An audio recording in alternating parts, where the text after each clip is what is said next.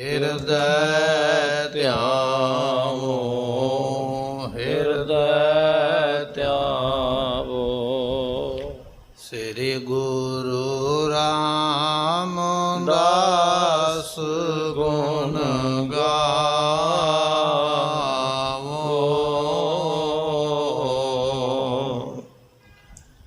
ਸ੍ਰੀ ਅਰਜਨ ਬਿਗਨਨ ਕੇ ਨਾਸਕ, ਬਿਗਨਨ ਕੇ ਨਾਸਕ।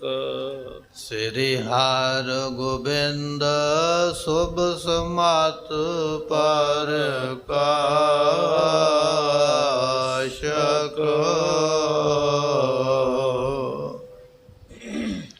ਸ੍ਰੀ ਹਰਿ ਰਾਏ ਨਮੋ ਕਰ ਜੋਰੀ, ਨਮੋ ਕਰ ਜੋਰੀ। ਸ੍ਰੀ ਹਰਿ ਕ੍ਰਿਸ਼ਨ ਮਨਾਏ ਬਹੋਰੀ।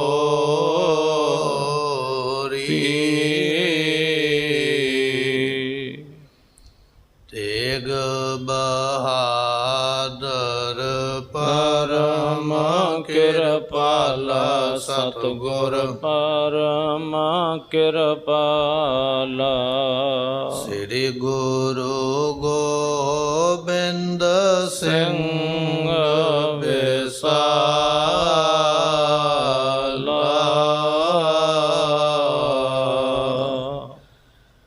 ਤਾਰੋਂ ਤਾਰਾ ਪਰ ਪੁਨ ਪੁਨ ਸੀਸਾ ਜੀ, ਪੁਨ ਪੁਨ ਸੀਸਾ। ਬੰਦੋਂ ਬਾਰ ਬਾਰ ਜਗਦੀਸਾ।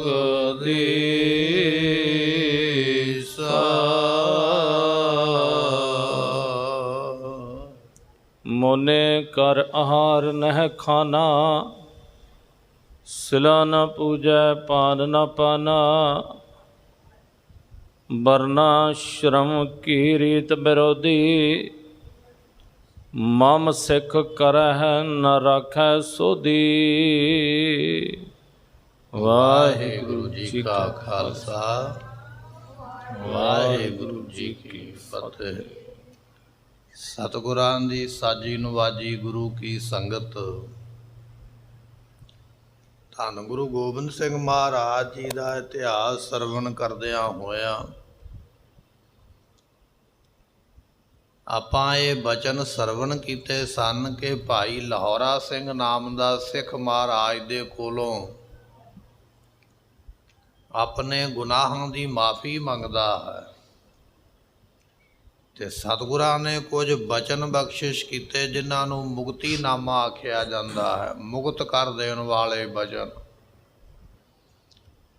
ਜੋ ਆਪਾਂ ਲੜੀਵਾਰ ਕਥਾ ਦੇ ਅੰਦਰ ਪਿਛਲੇ 7 ਦਿਨਾਂ ਤੋਂ ਹਰ ਰੋਜ਼ ਸਰਵਣ ਕਰ ਰਹੇ ਹਾਂ।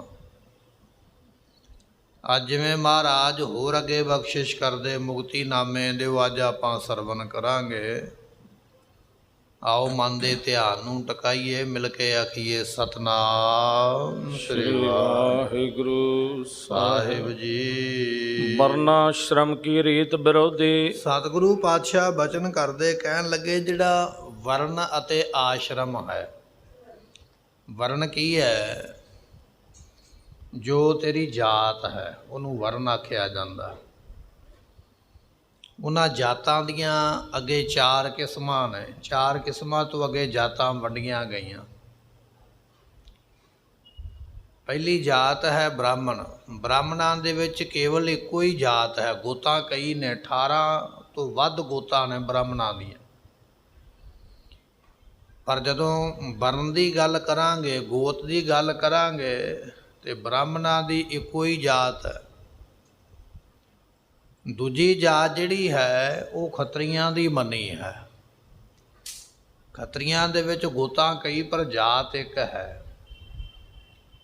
ਤੀਜਾ ਹੈ ਵੈਸ਼। ਵੈਸ਼ ਦੇ ਵਿੱਚ ਕਈ ਜਾਤਾਂ ਆ ਜਾਂਦੀਆਂ। ਤੇ ਚੌਥਾ ਹੈ ਸੂਦਰ। ਸੂਦਰ ਦੇ ਵਿੱਚ ਬਾਕੀ ਜਿੰਨੀਆਂ ਰਹਿ ਗਈਆਂ ਉਹ ਸਾਰੀਆਂ ਹੀ ਆ ਗਈਆਂ। ਪਹਿਲੇ ਦੋ ਜਿਹੜੇ ਵਰਣ ਨੇ ਖੱਤਰੀ ਤੇ ਬ੍ਰਾਹਮਣ, ਇਹਨਾਂ ਵਿੱਚ ਇੱਕ ਇੱਕ ਹੀ ਜਾਤ ਹੈ। ਜਿਹੜੇ ਪਿਛਲੇ ਦੋ ਵਰਣ ਨੇ ਸ਼ੂਦਰ ਤੇ ਵੈਸ, ਇਹਨਾਂ ਵਿੱਚ ਕਈ ਕਈ ਜਾਤਾਂ ਨੇ। ਜਿਵੇਂ ਵੈਸ਼ ਦੇ ਵਿੱਚ ਆ ਜਾਂਦਾ ਹੈ, ਜਿਵੇਂ ਜੱਟ ਜ਼ਿਮੀਂਦਾਰ, ਖੇਤੀ ਕਰਨ ਵਾਲੇ, ਖੇਤੀ ਨਾਲ ਸੰਬੰਧਿਤ ਲੋਕ, ਜਿੰਨੀਆਂ ਵੀ ਜਾਤਾਂ ਨੇ ਉਹ ਸਾਰੀਆਂ ਉਹਨਾਂ ਨੂੰ ਵੈਸ਼ ਆਖਿਆ ਗਿਆ। ਸ਼ੂਦਰ ਉਹਨਾਂ ਨੂੰ ਕਿਹਾ ਜਾਂਦਾ ਹੈ ਜਿਹੜੇ ਘਰਾਂ ਦੇ ਵਿੱਚ ਕੰਮ ਕਰਨ ਵਾਲੇ, ਭਾਂਡੇ ਮਾਂਜਣ ਵਾਲੇ, ਮੁੱਠੀ ਚਾਪੀ ਕਰਨ ਵਾਲੇ, ਨੌਕਰੀ ਚਾਕਰੀ ਕਰਨ ਵਾਲੇ, ਉਹਨਾਂ ਸਾਰਿਆਂ ਨੂੰ ਵੈਸ਼ ਸ਼ੂਦਰ ਆਖਿਆ ਜਾਂਦਾ ਹੈ। ਸੋ ਇਹ ਚਾਰ ਆਸ਼ਰਮ ਨੇ, ਖੱਤਰੀ, ਬ੍ਰਾਹਮਣ, ਸ਼ੂਦਰ ਤੇ ਵੈਸ। ਤੇ ਚਾਰ ਹੀ ਆਸ਼ਰਮ ਨੇ, ਚਾਰ ਹੀ ਵਰਨ ਨੇ। ਵਰਨ ਆਪਾਂ ਸਰਵਣ ਕਰ ਲਏ। ਆਸ਼ਰਮ ਨੇ ਜਿਵੇਂ ਸੰਨਿਆਸੀ ਹੈ, ਜਿਹਨੇ ਸੰਨਿਆਸ ਲੈ ਲਿਆ, ਘਰ-ਬਾਰ ਛੱਡ ਦਿੱਤਾ। ਇਸੇ ਤਰ੍ਹਾਂ ਬਾਨਪ੍ਰਸਤੀ, ਬਾਨਪ੍ਰਸਤੀ ਉਹਨੂੰ ਕਿਹਾ ਜਾਂਦਾ ਜਿਹੜਾ ਜੰਗਲ ਵਿੱਚ ਰਹਿੰਦਾ ਹੈ। ਇੱਕ ਹੈ ਗ੍ਰਸਤੀ, ਜਿਹਨੂੰ ਆਪਾਂ ਕਹਿ ਦਿੰਦੇ ਹਾਂ ਪਰਿਵਾਰ ਵਾਲਾ, ਬੱਚਿਆਂ ਵਾਲਾ। ਸੰਨਿਆਸੀ, ਬਾਨਪ੍ਰਸਤੀ, ਗ੍ਰਸਤੀ ਤੇ ਉਦਾਸੀ, ਇਹ ਚਾਰ ਆਸ਼ਰਮ ਨੇ। ਚਾਰ ਵਰਨ, ਖੱਤਰੀ, ਬ੍ਰਾਹਮਣ, ਸ਼ੂਦਰ ਤੇ ਵੈਸ਼, ਚਾਰ ਆਸ਼ਰਮ। ਮਹਾਰਾਜ ਕਹਿਣ ਲੱਗੇ ਇਹਨਾਂ ਦੀ ਜਿਹੜੀ ਰਹੁ ਰੀਤ ਹੈ, ਜੋ ਵੀ ਇਹਨਾਂ ਵਿੱਚ ਮਰਿਆਦਾ ਚੱਲਦੀ ਹੈ, ਜਿੰਨੀ ਵੀ ਆਖੀ ਜਾਂਦੀ ਹੈ, ਮਮ ਸਿੱਖ ਕਰੈ ਨ ਰਾਖੈ ਸੋਧੀ, ਮੇਰਾ ਸਿੱਖ ਉਸ ਮਰਿਆਦਾ ਨੂੰ ਮੰਨੇ ਨਾ। ਬ੍ਰਾਹਮਣ ਦੀ ਆਪਣੀ ਮਰਿਆਦਾ ਹੈ, ਉਹ ਆਖੇ ਵੀ ਮੇਰੇ ਵਾਂਗ ਕਰ, ਨਹੀਂ ਅਸੀਂ ਨਹੀਂ ਕਰਦੇ। ਖੱਤਰੀ ਦੀ ਆਪਣੀ ਮਰਿਆਦਾ ਹੈ, ਉਹ ਆਖੇ ਮੇਰੇ ਵਾਂਗ ਚੱਲ, ਮੈਂ ਜਿਵੇਂ ਕਹਿੰਦਾ, ਨਹੀਂ ਅਸੀਂ ਉਹਦੇ ਵਾਂਗ ਵੀ ਨਹੀਂ ਚੱਲਣਾ ਹੈ। ਵੈਸ਼ ਕਹਿੰਦਾ ਮੇਰੇ ਵਾਂਗ ਜਿਵੇਂ ਮੇਰੀ ਰਹੁ ਰੀਤੀ ਹੈ ਉਹਨੂੰ ਅਪਣਾ। ਸ਼ੂਦਰ ਕਹਿੰਦਾ ਮੇਰੀ ਰਹੁ ਰੀਤੀ ਨੂੰ ਅਪਣਾਉਣਾ ਹੈ, ਨਹੀਂ ਅਸੀਂ ਕਿਸੇ ਦੀ ਰਹੁ ਰੀਤ ਨੂੰ ਨਹੀਂ ਅਪਣਾਉਣਾ ਹੈ। ਜੋ ਚੱਲਦਾ ਆਪਣੇ ਰਸਤੇ ਤੇ ਤੁਰਿਆ ਜਾਵੇ। ਇਸੇ ਤਰ੍ਹਾਂ ਬਾਨਪ੍ਰਸਤੀ ਕਹਿੰਦਾ ਮੇਰੇ ਨਾਲ ਮਿਲ ਜਾਓ, ਜਿਵੇਂ ਮੈਂ ਜੰਗਲ ਵਿੱਚ ਰਹਿੰਦਾ ਤੁਸੀਂ ਵੀ ਆਓ ਜੰਗਲ ਵਿੱਚ ਰਹੋ, ਨਹੀਂ ਸਾਨੂੰ ਜੰਗਲ ਵਿੱਚ ਰਹਿਣ ਦੀ ਲੋੜ ਨਹੀਂ ਹੈ। ਸੰਨਿਆਸੀ ਆਖਦਾ ਮੈਂ ਘਰ ਛੱਡ ਦਿੱਤਾ, ਪਰਿਵਾਰ ਬੱਚੇ ਛੱਡ ਦਿੱਤੇ, ਤੁਸੀਂ ਵੀ ਆਓ ਘਰ-ਬਾਰ ਛੱਡ ਕੇ ਮੇਰੇ ਨਾਲ ਰਲ ਜਾਓ, ਨਹੀਂ ਅਸੀਂ ਪਰਿਵਾਰ ਬੱਚੇ ਨਹੀਂ ਛੱਡਾਂਗੇ। ਗ੍ਰਸਤੀ ਆਖਦਾ ਜਿਵੇਂ ਮੈਂ ਦੁਨੀਆਦਾਰੀ ਵਿੱਚ ਵਿਚਰਦਾ, ਜਿਵੇਂ ਮੈਂ ਕਰਦਾ ਤੁਸੀਂ ਉਸੇ ਤਰ੍ਹਾਂ ਕਰੋ, ਨਹੀਂ ਸਾਨੂੰ ਕਿਸੇ ਦੀ ਮਰਿਆਦਾ ਨਾਲ, ਕਿਸੇ ਨਾਲ ਕੋਈ ਲੈਣਾ ਦੇਣਾ ਨਹੀਂ ਹੈ। ਅਸੀਂ ਮਰਿਆਦਾ ਉਹ ਰੱਖਾਂਗੇ ਜਿਹੜੀ ਸਾਨੂੰ ਗੁਰੂ ਨੇ ਦੱਸੀ ਹੋਈ ਹੈ। ਅਸੀਂ ਗੁਰੂ ਦੀ ਮਰਿਆਦਾ ਤੋਂ ਬਾਹਰ ਹੀ ਨਹੀਂ ਜਾ ਸਕਦੇ। ਭਾਵੇਂ ਕੋਈ ਸੰਨਿਆਸੀ ਕਿੰਨੇ ਵੀ ਤਪ ਵਾਲਾ ਹੈ, ਬਾਨਪ੍ਰਸਤੀ ਭਾਵੇਂ ਕਿੰਨਾ ਵੀ ਤਪਸਵੀ ਹੈ, ਗ੍ਰਸਤੀ ਦੀ ਭਾਵੇਂ ਗੁੱਡੀ ਕਿੰਨੀ ਵੀ ਚੜੀ ਹੈ, ਬ੍ਰਾਹਮਣ ਆਖਦਾ ਮੇਰੇ ਕੋਲ ਬੜੀ ਮੰਤਰਾਂ ਦੀ ਵਿਧੀ ਹੈ, ਜੋ ਮਰਜ਼ੀ ਕੋਈ ਕਹੀ ਜਾਵੇ, ਪਰ ਗੁਰੂ ਦਾ ਸਿੱਖ ਕੇਵਲ ਗੁਰੂ ਦੀ ਮਰਿਆਦਾ ਮੰਨੇ, ਗੁਰੂ ਦੇ ਹੁਕਮ ਦੇ ਵਿੱਚ ਰਵੇ, ਕਿਸੇ ਦਾ ਪ੍ਰਭਾਵ ਨਾ ਕਬੂਲੇ ਆਪਣੇ ਉੱਪਰ ਵੀ ਫਲਾਣਾ ਬੜਾ ਉਹਦਾ ਕੰਮਕਾਰ ਚੱਲਿਆ, ਜਿਵੇਂ ਉਹ ਕਰਦਾ ਮੈਂ ਕਰਾਂ। ਕਿਸੇ ਦੇ ਪ੍ਰਭਾਵ ਵਿੱਚ ਆ ਕੇ ਗੁਰੂ ਦੀ ਮਰਿਆਦਾ ਨਹੀਂ ਛੱਡਣੀ ਹੈ। ਦੋਹਰਾ ਬਹੁਤ ਕਰਮ ਸੰਸਾਰ ਕੋ ਪਿਤਾ, ਸੰਸਾਰ ਵਿੱਚ ਬੜੇ ਕਰਮ ਕੀਤੇ ਜਾਂਦੇ ਨੇ। ਕਰਮ ਕੱਲੀ ਦੁਨੀਆ ਨਹੀਂ ਕਰਦੀ ਹੈ, ਅਸੀਂ ਵੀ ਕਰਦੇ ਹਾਂ। ਕਿਹੜੇ ਕਿਹੜੇ ਕਰਮ ਮਹਾਰਾਜ ਦੱਸਦੇ ਹਨ। ਪਿਤਾ ਪਿਤਾਮਾ ਦੇਵ, ਸਾਡੇ ਬਾਪ ਨੇ ਹੋ ਸਕਦਾ ਕੋਈ ਇਸ ਤਰ੍ਹਾਂ ਦੇ ਕਰਮ ਕੀਤੇ ਹੋਣ, ਅਸੀਂ ਆਖੀਏ ਵੀ ਜਿਵੇਂ ਮੇਰਾ ਬਾਪੂ ਕਰਦਾ ਸੀ ਮੈਂ ਵੀ ਉਵੇਂ ਹੀ ਕਰਾਂਗਾ। ਨਹੀਂ, ਬਾਪ ਤੇਰਾ ਕੀ ਕਰਮ ਕਰਦਾ ਪਹਿਲਾਂ ਇਹ ਵੇਖ ਵੀ ਉਹ ਗੁਰੂ ਦੀ ਮਰਿਆਦਾ ਵਿੱਚ ਸਹੀ ਸੀ। ਜੇ ਤੇ ਗੁਰੂ ਦੀ ਮਰਿਆਦਾ ਦੇ ਮੁਤਾਬਕ ਪਿਤਾ ਨੇ ਕੰਮ ਕੀਤੇ ਫਿਰ ਤੇ ਪੁੱਤਰ ਉਹਦੇ ਮਗਰ ਚੱਲੇ। ਤੇ ਜੇ ਮੰਨ ਲਓ ਪਿਤਾ ਉਲਟੀ ਚੱਲਦਾ ਰਿਹਾ, ਗੁਰੂ ਦੀ ਮਰਿਆਦਾ ਮੰਨੀ ਨਹੀਂ, ਮਾਸ ਮੱਛੀ ਖਾਧੀ ਹੈ, ਤੰਬਾਕੂ ਉਹਨੇ ਖਾਧਾ, ਚੁਗਲੀ ਨਿੰਦਿਆ ਉਹਨੇ ਕੀਤੀ ਹੈ, ਝਗੜਾ ਕਲੇਸ਼ ਉਹਨੇ ਪਵਾਇਆ ਜਾਂ ਬਣਾਇਆ, ਫਿਰ ਇਹ ਨਹੀਂ ਕਹਿਣਾ ਕਿ ਮੈਨੂੰ ਬਾਪੂ ਦੀ ਦੱਸੀ ਮਰਿਆਦਾ ਚੰਗੀ ਲੱਗਦੀ ਮੈਂ ਉਹਦੇ ਮਗਰ ਚੱਲਣਾ। ਨਹੀਂ, ਬਾਪੂ ਢੈਦੀ ਕਲਾ ਨੂੰ ਗਿਆ ਹੈ, ਤੂੰ ਫਿਰ ਆਪਣੇ ਬਾਪੂ ਵਾਲਾ ਰਸਤਾ ਨਹੀਂ ਅਪਣਾਉਣਾ ਹੈ ਕਿ ਜੇ ਬਾਪੂ ਨੇ ਮਾੜੇ ਕਰਮ ਕੀਤੇ ਤੇ ਮੈਂ ਵੀ ਉਸ ਤਰ੍ਹਾਂ ਦੇ ਲੱਛਣ ਮੇਰੇ ਵੀ ਹੋਣ। ਬਾਪੂ ਆਖਦਾ ਵੀ ਆਪਾਂ ਗੁਰੂ ਨੂੰ ਨਹੀਂ ਮੰਨਣਾ, ਆਪਾਂ ਬਾਣੀ ਨਹੀਂ ਪੜ੍ਹਨੀ ਹੈ। ਬਾਪੂ ਜੇ ਇਹ ਗੱਲ ਕਹਿੰਦਾ ਤੇ ਫਿਰ ਬਾਪੂ ਦਾ ਬਚਨ ਗਲਤ ਹੈ, ਉੱਥੇ ਬਾਪੂ ਨੂੰ ਗਲਤ ਸਾਬਤ ਹੋ ਜਾਵੇ। ਹੁਣ ਗੁਰਮੁਖੋ ਹਰਨਾਕਸ਼ ਹੋਇਆ ਨਾ ਦੁਨੀਆ ਵਿੱਚ, ਉਹ ਵੀ ਤੇ ਬਾਪ ਹੀ ਹੈ ਨਾ ਇੱਕ ਪੁੱਤਰ ਦਾ। ਹਰਨਾਕਸ਼ ਇਹ ਗੱਲ ਕਹਿੰਦਾ ਹੈ ਕਿ ਤੂੰ ਰਾਮ ਨਹੀਂ ਜਪਣਾ ਹੈ ਪੁੱਤਰਾ, ਰਾਮ ਨਹੀਂ ਕਹਿਣਾ। ਬਾਪੂ ਫਿਰ ਕੀ ਆਖਾਂ? ਤੂੰ ਕਹਿ ਜਲੇ ਹਰਨਾਕਸ਼ ਥਲੇ ਹਰਨਾਕਸ਼, ਵੀ ਮੇਰਾ ਪਿਤਾ ਹੀ ਪਾਣੀ ਵਿੱਚ ਹੈ, ਮੇਰਾ ਪਿਤਾ ਹੀ ਸਾਰੇ ਬ੍ਰਹਿਮੰਡ ਵਿੱਚ ਹੈ, ਤੂੰ ਇਹ ਗੱਲ ਕਹਿ। ਤੇ ਪ੍ਰਹਲਾਦ ਨੂੰ ਫਿਰ ਗੁਰੂ ਸਿੱਖਿਆ ਮਿਲੀ ਹੈ ਨਾ, ਉਹਨੇ ਆਖਿਆ ਨਹੀਂ ਪਿਤਾ ਜੀ ਇਹ ਤੇ ਬਚਨ ਫਿਰ ਗਲਤ ਹੋਇਆ ਨਾ, ਤੁਸੀਂ ਇੱਥੇ ਬੈਠੇ ਹੋ ਪਰ ਤੁਸੀਂ ਇੱਥੋਂ ਦੂਜੀ ਜਗ੍ਹਾ ਤੇ ਨਹੀਂ ਨਾ ਹੈਗੇ, ਇਹ ਬਚਨ ਗਲਤ ਹੈ। ਜਿਹੜੇ ਰਾਮ ਨੂੰ ਮੈਂ ਕਹਿੰਦਾ ਨਾ ਉਹ ਸਾਰਿਆਂ ਥਾਵਾਂ ਤੇ ਹੈ। ਬਾਪ ਤੇ ਪੁੱਤਰ ਦਾ ਝਗੜਾ ਇਸੇ ਗੱਲੋਂ ਹੀ ਪਿਆ। ਬਾਪ ਕਹਿੰਦਾ ਕਿ ਮੈਨੂੰ ਰੱਬ ਮੰਨ, ਮੈਨੂੰ ਮੰਨ ਵੀ ਮੈਂ ਆ ਰੱਬ, ਮੇਰਾ ਨਾਮ ਜਪ। ਮੈਂ ਦੁਨੀਆ ਨੂੰ ਕਹਿੰਦਾ ਵੀ ਮੈਂ ਰੱਬ ਦਾ ਨਾਮ ਨਹੀਂ ਜਪਣ ਦੇਣਾ, ਦੁਨੀਆ ਤੇ ਡਰ ਕੇ ਮੇਰੀ ਗੱਲ ਮੰਨਦੀ ਹੈ, ਮੇਰਾ ਖੁਦ ਦਾ ਪੁੱਤਰ ਹੀ ਮੇਰੀ ਗੱਲ ਨਹੀਂ ਮੰਨਦਾ ਪਿਆ, ਦੁਨੀਆ ਤੇ ਕੀ ਪ੍ਰਭਾਵ ਪਵੇਗਾ। ਦੁਨੀਆ ਤੇ ਪ੍ਰਭਾਵ ਪਾਉਣ ਵਾਸਤੇ, ਦੁਨੀਆ ਨੂੰ ਆਪਣੇ ਮਗਰ ਲਾਉਣ ਵਾਸਤੇ ਆਪਣੇ ਪੁੱਤਰ ਦਾ ਵੈਰੀ ਬਣ ਗਿਆ ਖੁਦ ਬਾਪ। ਉਹਨੂੰ ਮਾਰਨਾ ਚਾਹੁੰਦਾ, ਉਹਨੂੰ ਡੋਬਣਾ ਚਾਹੁੰਦਾ, ਉਹਨੂੰ ਸਾੜਨਾ ਚਾਹੁੰਦਾ, ਉਹਨੂੰ ਖਤਮ ਕਰਨਾ ਚਾਹੁੰਦਾ, ਸਾਰੇ ਹੀਲੇ ਕੀਤੇ ਪਰ ਹਰਨਾਕਸ਼ ਕਿਸੇ ਵੀ ਹੀਲੇ ਵਿੱਚ ਕਾਮਯਾਬ ਨਹੀਂ ਹੋਇਆ। ਅੰਤ ਨੂੰ ਹਰਨਾਕਸ਼ ਮਰਿਆ, ਪ੍ਰਹਲਾਦ ਅਮਰ ਹੋ ਗਿਆ। ਪਰ ਗੁਰਮੁਖੋ ਪ੍ਰਹਲਾਦ ਤਾਂ ਅਮਰ ਹੋਇਆ ਵੀ ਉਹ ਬਾਪ ਨੇ ਬਾਪੂ ਦੇ ਕਹਿਣੇ ਤੇ ਨਹੀਂ ਚੱਲਿਆ, ਕਿਉਂਕਿ ਉੱਥੇ ਬਾਪੂ ਗਲਤ ਹੈ, ਉੱਥੇ ਬਾਪ ਗਲਤ ਹੈ। ਜਿੱਥੇ ਬਾਪ ਗਲਤ ਹੈ ਨਾ ਧਰਮ ਦੇ ਪੱਖੋਂ, ਉੱਥੇ ਬਾਪ ਦਾ ਬਚਨ ਮੰਨਣਾ ਵੀ ਜ਼ਰੂਰੀ ਨਹੀਂ ਹੈ। ਉੱਥੇ ਬਾਪ ਨੂੰ ਇਹ ਗੱਲ ਕਹਿ ਦੇਣੀ ਜ਼ਰੂਰੀ ਹੈ ਵੀ ਤੂੰ ਇੱਥੇ ਗਲਤ ਹੈ, ਧਰਮ ਇਹ ਨਹੀਂ ਕਹਿੰਦਾ ਜੋ ਤੂੰ ਕਰਦਾ ਪਿਆ। ਇਹੋ ਕੰਮ ਹਰਨਾਕਸ਼ ਨੇ ਕੀਤਾ ਆਪਣੇ ਪੁੱਤਰ ਪ੍ਰਹਲਾਦ ਦੇ ਨਾਲ, ਪਰ ਪੁੱਤਰ ਨੇ ਆਖਿਆ ਨਹੀਂ ਪਿਤਾ ਜੀ ਤੁਸੀਂ ਗਲਤ ਹੋ, ਮੈਂ ਤੁਹਾਡੀਆਂ ਸਾਰੀਆਂ ਗੱਲਾਂ ਮੰਨਣ ਨੂੰ ਤਿਆਰ ਹਾਂ, ਤੁਹਾਡੇ ਨਾਲ ਸਹਿਮਤ ਹਾਂ, ਪਰ ਜਿਹੜਾ ਇਹ ਬਚਨ ਕਰਦੇ ਹੋ ਨਾ ਵੀ ਰੱਬ ਹੈ ਨਹੀਂ ਕਿਤੇ ਵੀ, ਮੈਂ ਰੱਬ ਹਾਂ, ਮੈਂ ਇਹ ਨਹੀਂ ਗੱਲ ਮੰਨਾਂ। ਤੇ ਪਿਤਾ ਨੇ ਆਖਿਆ ਨਹੀਂ ਮੰਨਣਾ ਤੇ ਫਿਰ ਮਰਨ ਵਾਸਤੇ ਤਿਆਰ ਹੋ, ਮੌਤ ਮੇਰੇ ਹੱਥ ਵਿੱਚ ਹੈ। ਪੁੱਤਰ ਨੇ ਆਖਿਆ ਨਹੀਂ ਪਿਤਾ ਜੀ ਮੌਤ ਤੁਹਾਡੇ ਹੱਥ ਵਿੱਚ ਨਹੀਂ, ਮੌਤ ਰੱਬ ਦੇ ਹੱਥ ਵਿੱਚ ਹੈ।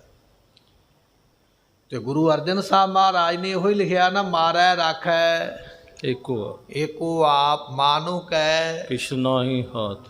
ਬੰਦੇ ਦੇ ਹੱਥ ਵਿੱਚ ਨਾ ਮੌਤ ਹੈ ਨਾ ਜਨਮ ਹੈ। ਗੁਰੂ ਗ੍ਰੰਥ ਸਾਹਿਬ ਨੇ ਲਿਖਿਆ ਆਵਤ ਕਿਨੇ ਨਾ ਰਾਖਿਆ ਜਾਵਤ ਕਿਉਂ ਰਾਖਿਆ ਜਾਏ। ਜਦੋਂ ਬੱਚੇ ਦੇ ਜਨਮ ਲੈਣ ਦਾ ਸਮਾਂ ਹੁੰਦਾ ਉਹਨੂੰ ਰੋਕ ਕੋਈ ਨਹੀਂ ਸਕਦਾ ਹੈ, ਉਹਨੇ ਜਨਮ ਲੈ ਹੀ ਲੈਣਾ ਹੈ। ਜਦੋਂ ਦੁਨੀਆ ਤੇ ਆ ਰਿਹਾ ਬੱਚੇ ਨੂੰ ਜਨਮ ਲੈਣ ਤੋਂ ਨਹੀਂ ਰੋਕ ਸਕਦਾ ਬੰਦਾ, ਫਿਰ ਮਰਨ ਵਾਲੇ ਨੂੰ ਕਿਵੇਂ ਰੋਕ ਸਕਦਾ ਭਾਈ? ਮਰਨਾ ਵੀ ਤੇਰੇ ਹੱਥ ਵਿੱਚ ਨਹੀਂ ਹੈ,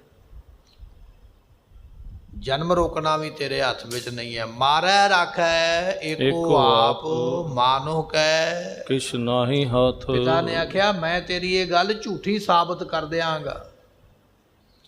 ਨੌਕਰਾਂ ਨੂੰ ਕਹਿੰਦਾ ਇਹਦੇ ਨਾਲ ਪੱਥਰ ਬੰਨ੍ਹ ਕੇ ਪਾਣੀ ਵਿੱਚ ਡੋਬ ਦਿਓ, ਮਰ ਜਾਏਗਾ। ਪੱਥਰ ਬੰਨੇ ਗਏ, ਪਾਣੀ ਵਿੱਚ ਸੁੱਟਿਆ ਗਿਆ।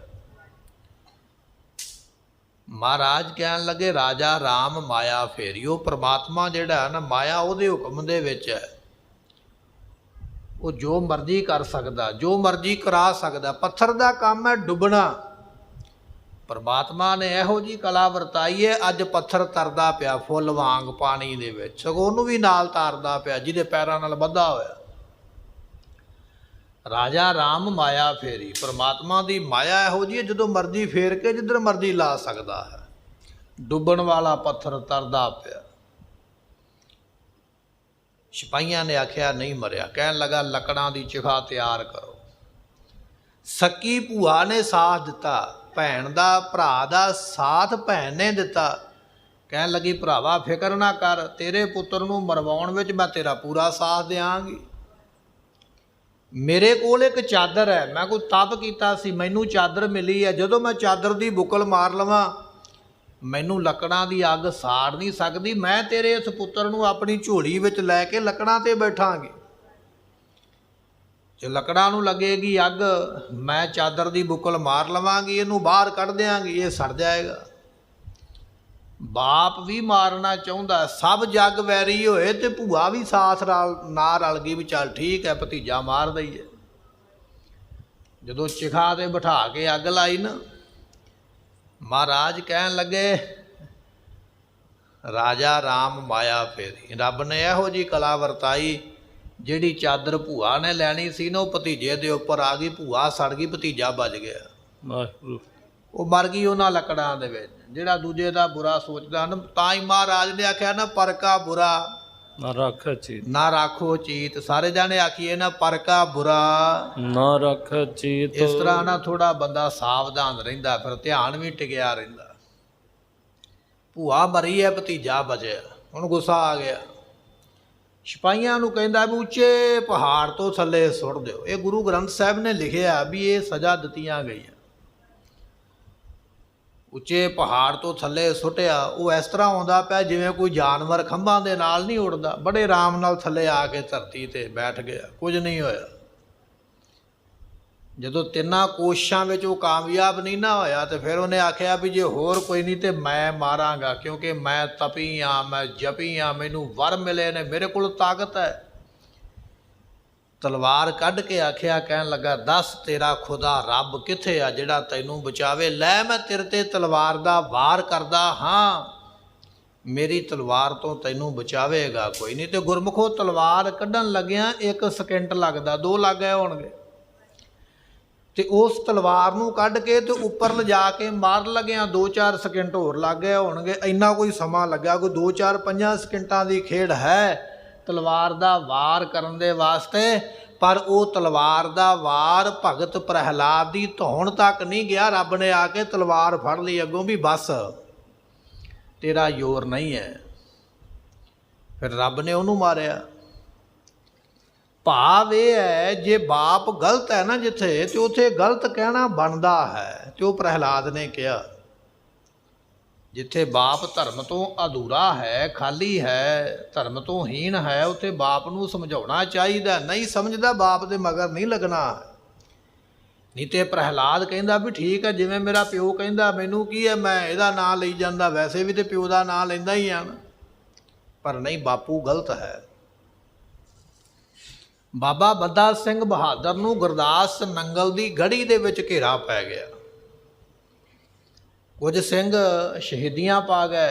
ਬੜੀ ਥੋੜ੍ਹੀ ਗਿਣਤੀ ਵਿੱਚ ਬਾਬਾ ਬੰਦਾ ਸਿੰਘ ਬਹਾਦਰ ਦੇ ਨਾਲ ਸਿੰਘ ਫੜੇ ਗਏ, ਬੜੇ ਥੋੜ੍ਹੇ ਜਿਹੇ। ਜਦੋਂ ਮੁਗਲ ਫੌਜ ਲੈ ਕੇ ਚੱਲੀ ਨਾ, ਤੇ ਉਹਨਾਂ ਦੇ ਮਨ ਵਿੱਚ ਇਹ ਗੱਲ ਆ ਗਈ ਵੀ 8-10 ਮਹੀਨੇ ਘੇਰਾ ਪਾ ਕੇ ਬੈਠੇ ਆ, ਸਰਕਾਰੀ ਤੰਤਰ ਪੂਰਾ ਵਰਤਿਆ, ਇੰਨਾ ਖਰਚਾ ਕੀਤਾ। ਜਦੋਂ ਬਾਦਸ਼ਾਹ ਦੇ ਸਾਹਮਣੇ ਆ ਕੋਈ 100 ਬੰਦਾ ਲੈ ਕੇ ਜਾਵਾਂਗੇ, ਭੁੱਖਾ ਮਰਿਆ, ਬੜੇ ਕਮਜ਼ੋਰ ਦੇ, ਤੇ ਬਾਦਸ਼ਾਹ ਦੇ ਲਾਹਣਤਾ ਪਾਵੇਗਾ। ਤੁਹਾਨੂੰ ਸ਼ਰਮ ਆਉਣੀ ਚਾਹੀਦੀ ਹੈ ਵੀ ਇੰਨੇ ਕੁ ਬੰਦਿਆਂ ਵਾਸਤੇ ਇੰਨਾ ਸਮਾਂ ਬੈਠੇ ਰਹੇ। ਮਹਾਰਾਜ ਨੇ ਖਾਲਸੇ ਦਾ ਡਰ ਹੀ ਇੰਨਾ ਬਣਾਇਆ ਹੈ ਵੀ ਖਾਲਸੇ ਤੋਂ ਭੈ ਭੀਤ ਸਾਰੀ ਦੁਨੀਆ ਹੈ, ਸਾਰੀ ਦੁਨੀਆ ਹੀ ਡਰ ਮੰਨਦੀ ਹੈ ਖਾਲਸੇ ਦਾ। ਉਹਨਾਂ ਨੇ ਕੀ ਕੀਤਾ, ਰਸਤੇ ਵਿੱਚ ਜਿੰਨੇ ਵੀ ਮਿਲੇ ਨਾ, ਉਹਨਾਂ ਦੇ ਵੀ ਸਿਰ ਨਾਲ ਵੱਢ ਲੈ। ਰਾਹ ਵਿੱਚ ਜਾਂਦੇ ਕੋਈ ਅਣਦਾੜੀਆ ਮਿਲ ਗਿਆ, ਉਹਦਾ ਵੀ ਸਿਰ ਵੱਢ ਲਿਆ। ਕੋਈ ਲੜਕੀ ਮਿਲ ਗਈ, ਉਹਦਾ ਵੀ ਸਿਰ ਵੱਢ ਲਿਆ। ਕਹਿ ਦਿਆਂਗੇ ਵੀ ਸਿੱਖਾਂ ਦਾ ਬੱਚਾ ਛੋਟਾ ਜਿਹਾ ਹੈ। ਇੱਕ ਹਿੰਦੂ ਪਰਿਵਾਰ ਦਾ ਲੜਕਾ, ਕਿਤੇ ਉਹਦਾ ਵਿਆਹ ਹੋਣ ਵਾਲਾ ਜਾਂ ਹੋਇਆ ਸੀ, ਉਹਨੂੰ ਵੀ ਨਾਲ ਲੈ ਲਿਆ। ਪਹੁੰਚ ਗਿਆ ਬਾਦਸ਼ਾਹ ਦੇ ਕੋਲ, ਜਾ ਕੇ ਸਜ਼ਾਵਾਂ ਸੁਣਾਈਆਂ ਵੀ 100 ਬੰਦਾ ਰੋਜ਼ ਵੱਢਿਆ ਜਾਏਗਾ, 100 ਬੰਦੇ ਦੀ ਰੋਜ਼ ਧੌਣ ਲਵੇਗੀ। ਇਹ ਬਾਦਸ਼ਾਹ ਦਾ ਹੁਕਮ ਸੀ। 700 ਬੰਦਾ ਫੜਿਆ, 700 ਬੰਦਾ ਰੋਜ਼ 100-100 ਕਰਕੇ ਕਤਲ ਹੋਵੇਗਾ। ਹੁਣ ਉਹ ਲੜਕੇ ਨੂੰ ਵੀ ਸਜ਼ਾ ਮਿਲ ਗਈ ਹੈ, 100 ਦੇ ਵਿੱਚ ਉਹਨੇ ਵੀ ਕਤਲ ਹੋਣਾ।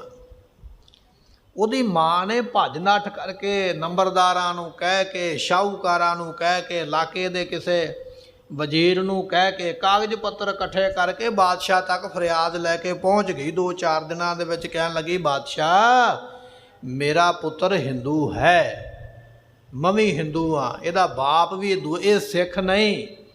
ਤੂੰ ਸਿੱਖਾਂ ਨੂੰ ਸਜ਼ਾ ਸੁਣਾਈ ਹੈ, ਮੇਰਾ ਪੁੱਤਰ ਹਿੰਦੂ ਹੈ, ਇਹਨੂੰ ਛੱਡਿਆ ਜਾਵੇ। ਬਾਦਸ਼ਾਹ ਨੇ ਉਸੇ ਵੇਲੇ ਜਿਹੜੇ ਜਲਾਦ ਸਨ ਉਹਨਾਂ ਨੂੰ ਹੁਕਮ ਭੇਜਿਆ ਵੀ ਉਹ ਨਿੱਕਾ ਜਿਹਾ ਇੱਕ ਬੱਚਾ ਵਿੱਚ ਉਹਨਾਂ ਦੇ 12-15 ਸਾਲ ਦਾ, ਉਹਨੂੰ ਕਤਲ ਨਾ ਕਰੋ, ਛੇਤੀ ਨਾਲ ਲੈ ਕੇ ਕਚਹਿਰੀ ਵਿੱਚ ਆਓ।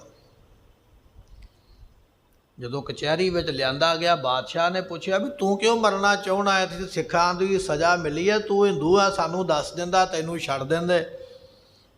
ਤੇ ਬੱਚੇ ਨੇ ਆਖਿਆ ਵੀ ਤੁਹਾਨੂੰ ਕਿਹਨੇ ਕਿਹਾ ਵੀ ਮੈਂ ਹਿੰਦੂ ਹਾਂ, ਮੈਂ ਤੇ ਸਿੱਖ ਹਾਂ। ਤੇ ਬਾਦਸ਼ਾਹ ਨੇ ਆਖਿਆ ਵੀ ਆਹ ਤੇਰੀ ਮਾਂ ਹੈ, ਇਹ ਕਹਿੰਦੀ ਹੈ ਵੀ ਤੂੰ ਹਿੰਦੂ ਹੈ, ਆਹ ਵੇਖ ਕਾਗਜ਼ ਪੱਤਰ ਵੀ ਲੈ ਕੇ ਆਈ ਹੈ, ਕਾਗਜ਼ਾਂ ਦੇ ਮੁਤਾਬਕ ਵੀ ਤੇਰਾ ਧਰਮ ਹਿੰਦੂ ਹੈ, ਤੇ ਤੇਰੀ ਜਨਮ ਦੇਣ ਵਾਲੀ ਕਹਿ ਰਹੀ ਹੈ ਵੀ ਤੂੰ ਹਿੰਦੂ ਹੈ, ਤੈਨੂੰ ਅਸੀਂ ਛੱਡਣਾ ਚਾਹੁੰਦੇ ਹਾਂ।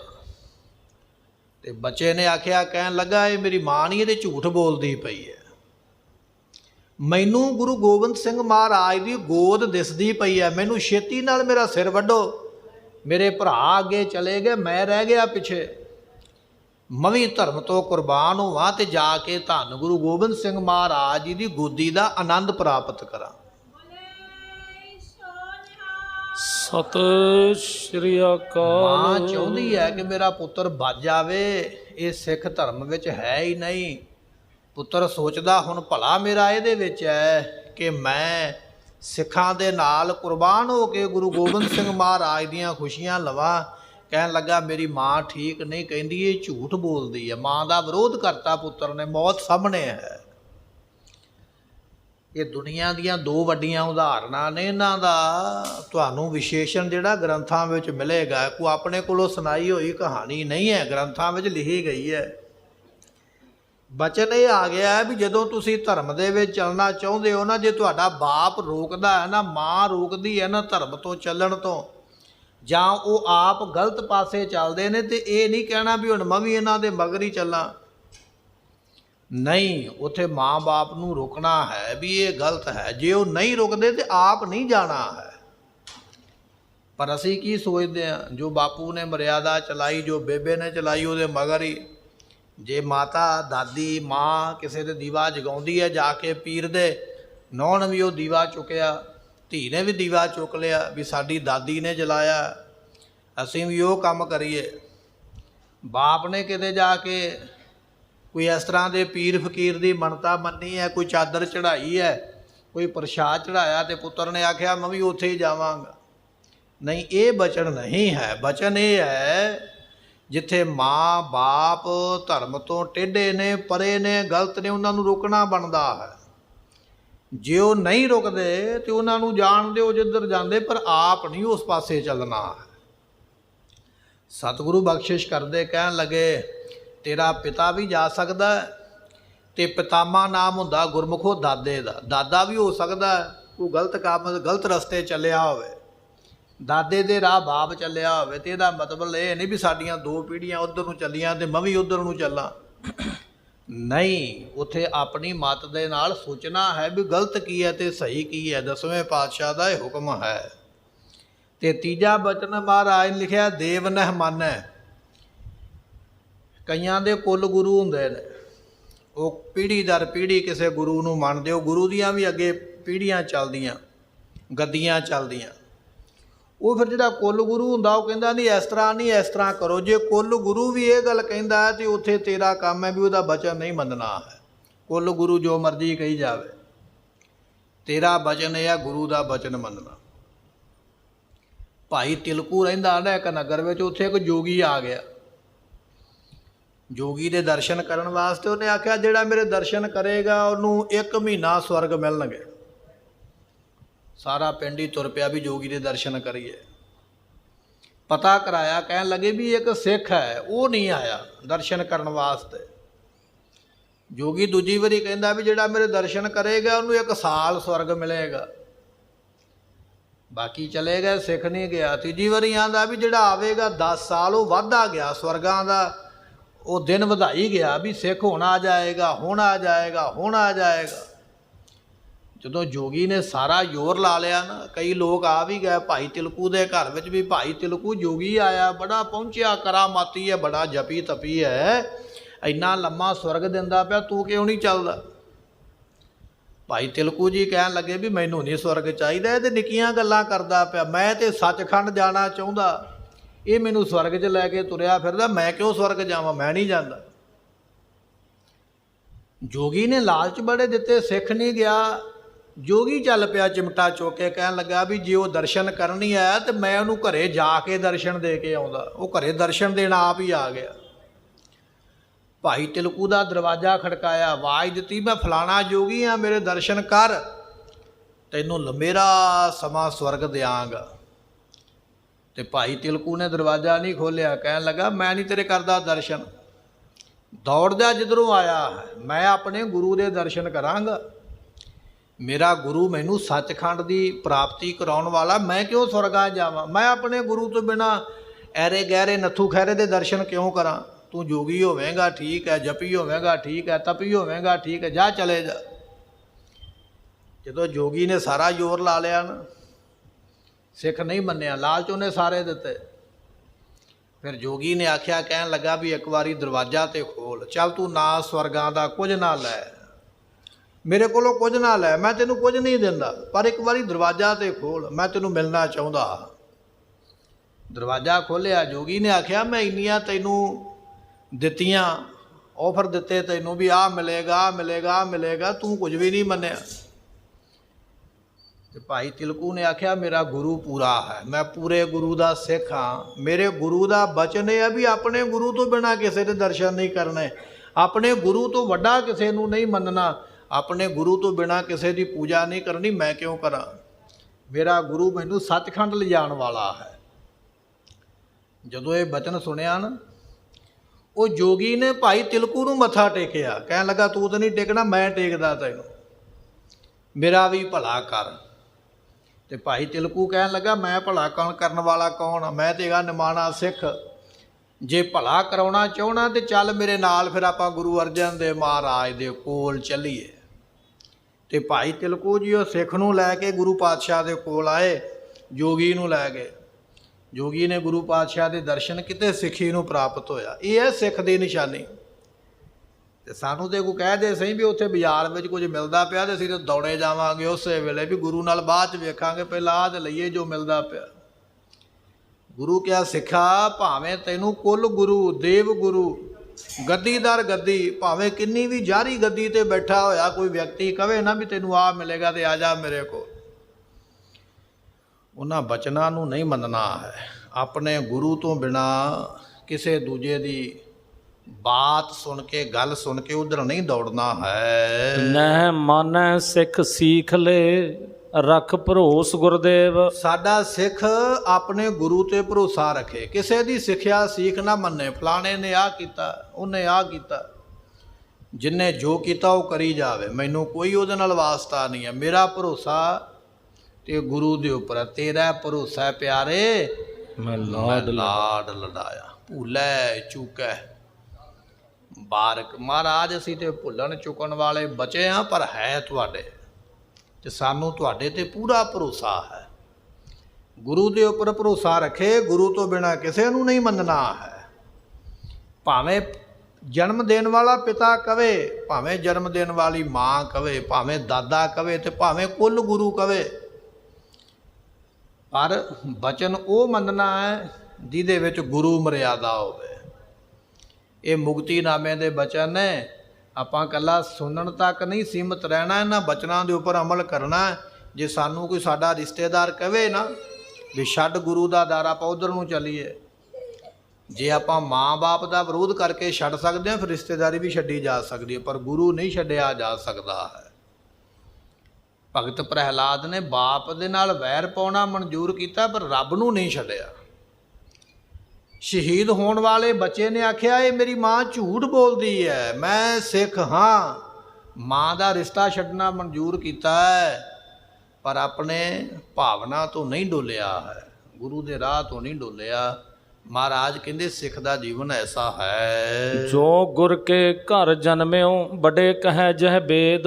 ਜਿਹੜਾ ਗੁਰੂ ਘਰ ਦੇ ਵਿੱਚ ਜਨਮਿਆ ਹੈ, ਜਿਵੇਂ ਗੁਰੂ ਨਾਨਕ ਦੇਵ ਪਾਤਸ਼ਾਹ ਮਹਾਰਾਜ ਦੇ ਪੁੱਤਰ ਹੋਏ ਬਾਬਾ ਸ਼੍ਰੀ ਚੰਦ, ਬਾਬਾ ਲਖਮੀ ਦਾਸ।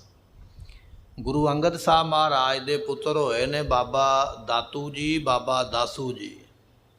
ਗੁਰੂ ਅਮਰਦਾਸ ਮਹਾਰਾਜ ਦੇ ਪੁੱਤਰ ਹੋਏ ਬਾਬਾ ਮੋਹਨ ਤੇ ਬਾਬਾ ਮੋਹਰੀ ਜੀ। ਧੰਨ ਗੁਰੂ ਰਾਮਦਾਸ ਮਹਾਰਾਜ ਦੇ ਪੁੱਤਰ ਹੋਏ ਗੁਰੂ ਅਰਜਨ ਦੇਵ ਮਹਾਰਾਜ।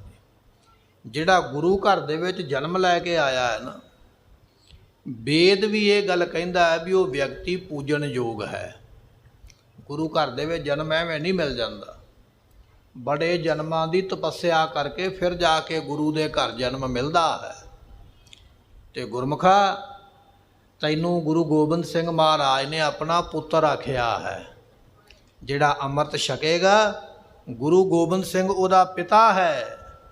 ਅੰਮ੍ਰਿਤ ਛਕਣ ਵਾਲਾ ਸਿੱਖ ਗੁਰੂ ਗੋਬਿੰਦ ਸਿੰਘ ਮਹਾਰਾਜ ਦਾ ਪੁੱਤਰ ਹੈ। ਜਿਵੇਂ ਗੁਰੂ ਨਾਨਕ ਦੇਵ ਮਹਾਰਾਜ ਦੇ ਪੁੱਤਰ ਨੇ ਬਾਬਾ ਸ਼੍ਰੀ ਚੰਦ ਤੇ ਬਾਬਾ ਲਖਮੀ ਦਾਸ ਜੀ, ਗੁਰੂ ਕਿਹਾ ਸਿੱਖਾ ਇਸੇ ਤਰ੍ਹਾਂ ਤੂੰ ਗੁਰੂ ਗੋਬਿੰਦ ਸਿੰਘ ਮਹਾਰਾਜ ਦਾ ਪੁੱਤਰ ਹੈ। ਅੰਮ੍ਰਿਤ ਛਕ ਕੇ ਗੁਰੂ ਦਾ ਪੁੱਤਰ ਬਣ ਗਿਆ। ਤੇ ਬਚਨ ਆਉਂਦਾ, ਸਤਿਗੁਰ ਕੈ ਜਨਮ ਹੈ ਗਮਨ ਮਟਾਇਆ। ਜਿਹੜਾ ਗੁਰੂ ਘਰ ਵਿੱਚ ਜਨਮ ਲੈ ਲੈਂਦਾ, ਗੁਰੂ ਦਾ ਸਿੱਖ ਬਣ ਜਾਂਦਾ, ਉਹਦਾ ਜੰਮਣ ਮਰਨ ਦਾ ਗੇੜ ਖਤਮ ਹੋ ਜਾਂਦਾ।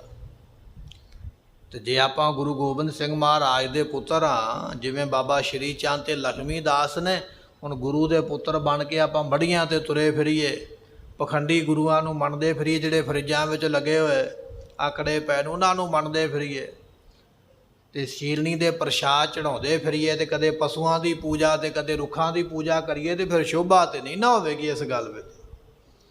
ਹੁਣ ਮੰਨ ਲਓ ਬਾਬਾ ਸ਼੍ਰੀ ਚੰਦ ਜੀ ਜੇ ਇਹ ਕੰਮ ਕਰਨ ਤੇ ਗੁਰੂ ਨਾਨਕ ਦੇਵ ਮਹਾਰਾਜ ਦੀ ਸ਼ੋਭਾ ਤੇ ਨਹੀਂ ਨਾ ਹੋਵੇਗੀ ਵੀ ਮਹਾਰਾਜ ਦਾ ਪੁੱਤਰ ਵੇਖੋ ਕੀ ਕਰਦਾ। ਤੇ ਆਪਾਂ ਵੀ ਤੇ ਪੁੱਤਰ ਹੀ ਆ ਨਾ ਗੁਰੂ ਗੋਬਿੰਦ ਸਿੰਘ ਮਹਾਰਾਜ ਦੇ। ਜੇ ਅਸੀਂ ਇਹ ਕੰਮ ਕਰਾਂਗੇ ਤੇ ਫਿਰ ਸ਼ੋਭਾ ਥੋੜੀ ਇਹ ਕੰਮ ਦੇਵੇਗਾ। ਬਚਨ ਇਹ ਹੈ, ਕਹਿਣ ਲੱਗੇ ਜਿਹੜਾ ਗੁਰੂ ਘਰ ਦੇ ਵਿੱਚ ਜਨਮ ਜਿਹਨੇ ਲੈ ਲਿਆ ਹੈ, ਮੰਨ ਲਓ ਜਿਹਨੇ ਅੰਮ੍ਰਿਤ ਛਕ ਲਿਆ ਹੈ, ਗੁਰੂ ਦਾ ਬਣ ਗਿਆ ਹੈ, ਤੇ ਪਾਤਸ਼ਾਹ ਕਹਿਣ ਲੱਗੇ ਬੜੇ ਕਹੈ ਜਿਸ ਵੇਦ। ਜਿਹੜਾ ਵੇਦ ਹੈ ਨਾ, ਧਾਰਮਿਕ ਗ੍ਰੰਥ, ਉਹ ਵੀ ਉਸ ਨੂੰ ਵੱਡਾ ਕਹਿੰਦਾ ਹੈ ਵੀ ਉਹ ਵੱਡਾ ਹੋ ਗਿਆ ਹੈ, ਉਹਨੂੰ ਵੱਡੀ ਦਾਤ ਮਿਲੀ ਹੈ। ਤਪ ਜਪ ਦਾਨੀ ਭੂਪ ਦਿਜ ਇਨਕੋ ਦੇ ਨਾ ਖੇਦ। ਅਤੇ ਗੁਰੂ ਕਿਹਾ ਸਿੱਖਾ, ਜਿਹੜਾ ਤਪ ਕਰਨ ਵਾਲਾ ਕੋਈ ਤਪਸਵੀ ਹੈ ਨਾ, ਉਹਨੂੰ ਕਦੇ ਦੁੱਖ ਨਹੀਂ ਦੇਣਾ ਹੈ। ਇਹ ਗੱਲ ਠੀਕ ਹੈ ਵੀ ਆਪਾਂ ਗੁਰੂ ਤੋਂ ਬਿਨਾਂ ਕਿਸੇ ਨੂੰ ਮੰਨਣਾ ਨਹੀਂ, ਪਰ ਇਹ ਨਹੀਂ ਵੀ ਕੋਈ ਤਪਸਵੀ ਤੁਰਿਆ ਜਾਂਦਾ ਤੇ ਆਪਾਂ ਉਹਨੂੰ ਐਵੇਂ ਰੋੜੇ ਮਾਰੀ ਜਾਈਏ, ਉਹਦੇ ਨਾਲ ਮੁੱਕੀ ਧਫਾ ਕਰੀਏ, ਉਹਦੇ ਨਾਲ ਉਹਦੀ ਮਾੜੇ ਬਚਨ ਕਹਿ ਕੇ ਉਹਦਾ ਨਿਰਾਦਰ ਕਰੀਏ। ਨਹੀਂ, ਕਿਸੇ ਜਪੀ ਨੂੰ ਕਿਸੇ ਤਪੀ ਨੂੰ ਮਾੜਾ ਬਚਨ ਨਹੀਂ ਕਹਿਣਾ ਹੈ। ਉਹ ਆਪਣੇ ਧਰਮ ਮਾਰਗ ਤੇ ਜਾਂਦਾ ਪਿਆ, ਉਹ ਤੁਰਿਆ ਜਾਵੇ, ਮਖੌਲ ਨਹੀਂ ਕਰਨਾ ਹੈ। ਭਾਵੇਂ ਕੋਈ ਜਪੀ ਹੈ, ਭਾਵੇਂ ਕੋਈ ਤਪੀ ਹੈ, ਭਾਵੇਂ ਕੋਈ ਦਾਨੀ ਹੈ, ਕੋਈ ਦਾਨ ਕਰਦਾ ਪਿਆ ਨਾ, ਉਹਦੇ ਵੱਲ ਵੇਖ ਕੇ ਮੂੰਹ ਨੱਕ ਨਹੀਂ ਵਿੰਗਾ ਕਰਨਾ ਵੀ ਇਹ ਦਾਨ ਸਹੀ ਨਹੀਂ ਕਰਦਾ, ਹੈ ਗਲਤ ਕਰਦਾ। ਪਰ ਜਿੱਥੇ ਕੋਈ ਕਰਦਾ ਉਹਨੂੰ ਕਰਨ ਦੇ, ਤੂੰ ਨਹੀਂ ਉਹਦੇ ਵਿੱਚ ਕੋਈ ਗੱਲਬਾਤ ਕਰਨੀ ਹੈ, ਮਾੜਾ ਨਹੀਂ ਕਹਿਣਾ ਹੈ। ਤੇ ਕੋਈ ਬ੍ਰਾਹਮਣ ਪੂਜਾ ਕਰਦਾ ਪਿਆ, ਮੰਦਰ ਵਿੱਚ ਬੈਠਾ, ਉਹਨੂੰ ਵੀ ਮਾੜਾ ਤੂੰ ਨਹੀਂ ਕਹਿਣਾ ਹੈ। ਜੋ ਕਰਦਾ ਉਹਦਾ ਕਰਮ ਹੈ, ਉਹਦਾ ਧਰਮ ਹੈ, ਉਹਦੀ ਮੱਤ ਹੈ, ਜਿਵੇਂ ਦਾ ਉਹ ਕਰਦਾ ਉਹਨੂੰ ਕਰਨ ਦੇ, ਤੂੰ ਉਹਦੇ ਪਾਸੇ ਨਹੀਂ ਜਾਣਾ, ਕਿਸੇ ਨੂੰ ਮਖੌਲ ਨਹੀਂ ਕਰਨਾ, ਮਾੜਾ ਨਹੀਂ ਬੋਲਣਾ। ਦੁਰਵਾਸ਼ਾ ਨਾਮ ਦਾ ਇੱਕ ਰਿਸ਼ੀ ਹੋਇਆ ਦੁਆਪਰ ਯੁੱਗ ਦੇ ਵਿੱਚ। ਇੰਨਾ ਤਾਪ ਹੈ ਇਸ ਰਿਸ਼ੀ ਦਾ ਵੀ ਮੂੰਹੋਂ ਜਿਹੜੀ ਗੱਲ ਕੱਢਦਾ ਉਹ ਪੂਰੀ ਹੁੰਦੀ ਹੈ। ਕਿੰਨਾ ਤਾਪ ਹੋਵੇਗਾ, ਇੱਕ ਗੱਲ ਮੂੰਹੋਂ ਨਿਕਲਦੀ ਹੈ ਉਹ ਪੂਰੀ ਹੋ ਜਾਂਦੀ ਹੈ। ਐਡਾ ਵੱਡਾ ਇਹ ਰਿਸ਼ੀ ਹੈ, ਨਾਮ ਹੈ ਦੁਰਵਾਸਾ। ਇੱਕ ਵੇਲੇ ਆਪਣੇ ਆਸ਼ਰਮ ਦੇ ਵਿੱਚ ਬੈਠਾ, ਤਪ ਕਰਦਾ ਪਿਆ, ਜਪ ਕਰਦਾ ਪਿਆ, ਅੱਖਾਂ ਬੰਦ, ਸਿਮਰਨ ਵਿੱਚ ਆਪਣਾ ਜੋ ਵੀ ਉਹਦਾ ਹੈ ਉਹਦੇ ਕੋਲ ਉਹਦਾ ਜਾਪ ਕਰਦਾ ਪਿਆ, ਮੰਤਰ ਦਾ। ਕੁਝ ਬੱਚਿਆਂ ਦੇ ਮਨ ਵਿੱਚ ਆਇਆ ਵੀ ਆਪਾਂ ਰਿਸ਼ੀ ਦੇ ਨਾਲ ਥੋੜ੍ਹੀ ਚਲਾਕੀ ਨਾ ਕਰੀਏ, ਥੋੜ੍ਹੀ ਖੇਡ ਨਾ ਖੇਡੀਏ, ਥੋੜ੍ਹਾ ਪਰੇਸ਼ਾਨ ਕਰੀਏ। ਹੁਣ ਬੱਚਿਆਂ ਦੇ ਸੁਭਾਅ ਵੀ ਇਸ ਤਰ੍ਹਾਂ ਦਾ ਹੀ ਹੁੰਦਾ, ਨਾ ਇਹ ਟਿਕਦੇ ਨਾ ਕਿਸੇ ਨੂੰ ਟਿਕਣ ਦਿੰਦੇ। ਬੱਚੇ ਇਕੱਠੇ ਹੋ ਕੇ ਚਲੇ ਗਏ। ਹੁਣ ਹੈ ਸਾਰੇ ਬੱਚੇ, ਇੱਕ ਲੜਕੇ ਨੂੰ ਲੜਕੀਆਂ ਵਾਲੇ ਕੱਪੜੇ ਪਵਾ ਲੈ, ਨਾਟਕ ਕਰਨਾ ਹੈ, ਵੇਖਣਾ ਵੀ ਰਿਸ਼ੀ ਅੰਤਰਜਾਮੀ ਹੈ ਕਿ ਨਹੀਂ। ਉਹਦੇ ਪੇਟ ਦੇ ਨਾਲ ਇੱਕ ਬਾਟੀ ਬੰਨ੍ਹ ਲਈ, ਇੱਕ ਭਾਂਡਾ ਬੰਨ੍ਹ ਲਿਆ, ਇਸ ਤਰ੍ਹਾਂ ਲੱਗੇ ਵੀ ਇਹ ਲੜਕੀ ਹੈ ਤੇ ਇਹਨੂੰ ਬੱਚਾ ਹੋਣ ਵਾਲਾ, ਇਸ ਤਰ੍ਹਾਂ ਦਾ ਬਣਾ ਲਿਆ, ਖੇਡ ਬਣਾ ਲਈ ਇਸ ਤਰ੍ਹਾਂ ਦੀ। ਟੱਪਦੇ ਟੱਪਦੇ ਰਿਸ਼ੀ ਕੋਲ ਗਏ, ਕਹਿਣ ਲੱਗੇ ਰਿਸ਼ੀ ਜੀ ਇਹ ਦੱਸੋ ਵੀ ਇਹ ਲੜਕੀ ਜਿਹੜੀ ਹੈ ਇਹਦੇ ਅੱਗੇ ਕੌਣ ਜਨਮ ਲਵੇਗਾ, ਲੜਕੀ ਜਨਮ ਲਵੇਗੀ ਕਿ ਲੜਕਾ ਲਵੇਗਾ। ਹੁਣ ਕੀਤਾ ਤੇ ਮਖੌਲ। ਰਿਸ਼ੀ ਨੇ ਅੱਖਾਂ ਖੋਲੀਆਂ, ਉਹ ਕਹਿਣ ਲੱਗਾ ਵੀ ਜਾਓ ਬੱਚਿਓ ਖੇਡੋ ਭਾਈ, ਮੈਨੂੰ ਕਰ ਲੈਣ ਦਿਓ, ਰੱਬ ਰੱਬ ਮੈਂ ਕਰਦਾ ਪਿਆ। ਇੱਕ ਰੀ ਦੌੜ ਗਿਆ, ਉੱਥੋਂ ਫਿਰ ਗੇੜਾ ਕੱਢ ਕੇ ਮੋੜਾ, ਫਿਰ ਆਂਦੇ ਵੀ ਦੱਸ। ਦੂਜੀ ਵਾਰੀ ਫਿਰ ਉਹਨੇ ਆਖਿਆ ਵੀ ਚਲੇ ਜਾਓ, ਸਾਧੂ ਸੰਤਾਂ ਨੂੰ ਤੰਗ ਨਹੀਂ ਕਰੀਦਾ। ਹੁਣ ਬੱਚੇ ਦਾ ਸੁਭਾਅ ਤੇ ਬਾਂਦਰ ਵਾਲਾ ਹੀ ਹੈ, ਛਾਲਾਂ ਛੂਲਾਂ ਮਾਰ ਕੇ ਫਿਰ ਮੋੜਾ ਹੈ।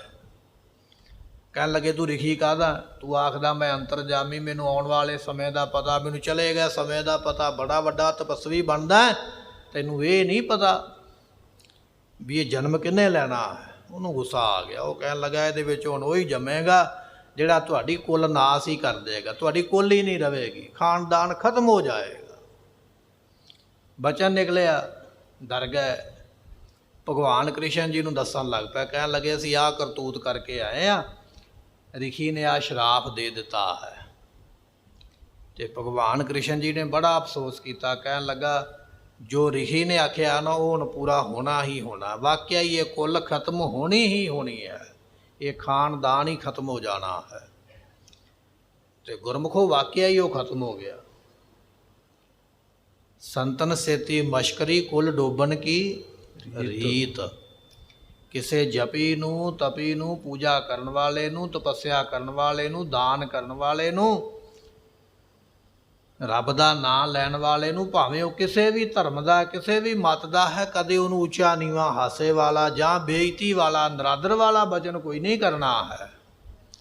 ਆ ਜੋਗੀ ਵਗੈਰਾ ਤੁਰੇ ਫਿਰਦੇ ਨਾ ਮੰਗਦੇ, ਹੋਰ ਕਈ ਤਰ੍ਹਾਂ ਦੇ ਮਤਾਂ ਦੇ ਸਾਧੂ ਹੁੰਦੇ, ਕੁਝ ਲੋਕ ਮਖੌਲ ਕਰਦੇ, ਮਾੜਾ ਬੋਲਦੇ ਨੇ। ਮਾੜਾ ਨਹੀਂ ਬੋਲਣਾ ਹੈ, ਉਹਨਾਂ ਦਾ ਆਪਣਾ ਕਰਮ ਹੈ, ਉਹਨਾਂ ਦੀ ਆਪਣੀ ਵਿਚਾਰ ਹੈ, ਉਹਨਾਂ ਦੀ ਆਪਣੀ ਸਮਝ ਹੈ।